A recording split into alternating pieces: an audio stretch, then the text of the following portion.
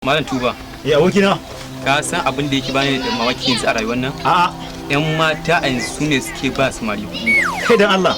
Allah. To ai ta in naje kullum suke yin bada. Kai gaskiya ba kai sa a budurwa ba wallahi. Kai dan Allah. Wallahi ba kai sa a budurwa ba. Yan mata suke ba su mari kuɗi yanzu. Wallahi. Domin ni da akwai abokina wanda yake ban labari da yake cewa budurwarsa kullum sai ta bai kuɗi. Kai dan Allah. Allah. To ai ta kullum in naje tace in bata. Kai gaskiya ba kai sa a budurwa ba.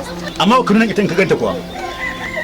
Yanzu nan da ka ganta nan mata ta zuciwa ma. Ita ce wacan? Ita ce ka. Bari in je gurin ta. Ka je ka suna fa. Ka je ka suna fa. Yan mata. Gaskiya kin burge ni.